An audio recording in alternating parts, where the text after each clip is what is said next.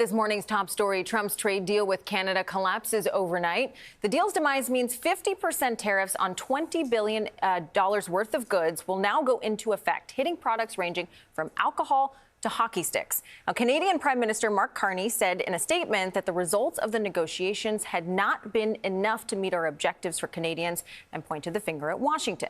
He added that Canada will not be returning to its old relationship with the United States. CBS News White House reporter Olivia Rinaldi has more. Olivia, good morning.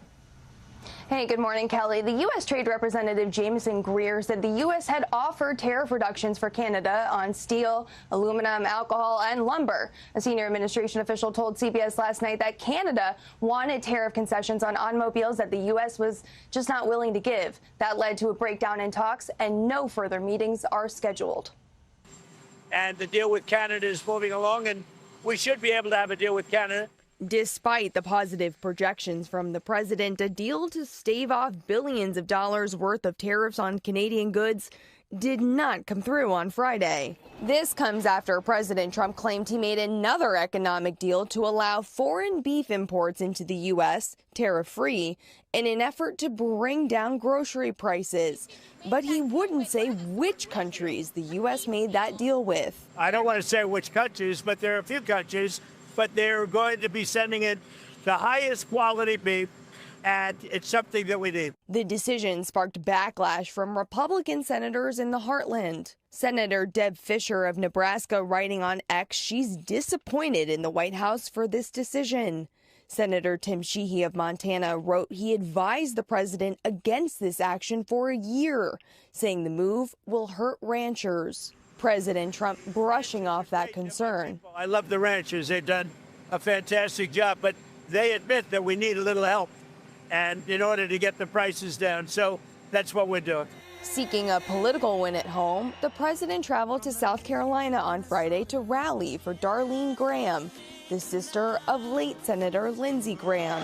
And we're going to elect Senator Darlene Graham to fight for South Carolina. The runoff primary between Graham and Republican Congressman Ralph Northam has split Republicans in the Palmetto State. They say I'm not a politician. You know what I say? Guilty as charged. President Trump did score a win on Friday. The Supreme Court is temporarily allowing construction to continue on the White House ballroom for now, freezing a lower court decision that would have halted the project. Meg? Thank you, Olivia Rinaldi, reporting there. And Kelly, this is your area of expertise. Put this into perspective for the average consumer. Okay, so $20 billion, it's only about 5% of what Canada exports to the U.S., which we don't like paying 50% tariffs on anything, but it's not that much. So yes, businesses that are paying that, they're likely going to pass that on to consumers. So if you are out there looking for a hockey stick or maybe some alcohol, maybe decide to go for a gin instead of a Canadian whiskey. I think the broader thing here is we just see this back and forth. Both sides flare up, then they come back to the negotiating table. Canada is one of our biggest trading partners. They're going to come out to a deal at some point, but I think it's just going to be a lot more of this groundhog back and forth. So we'll see. Also, the movie was Collateral. All right, we all came to that decision here during Olivia's piece. Appreciate it. Okay.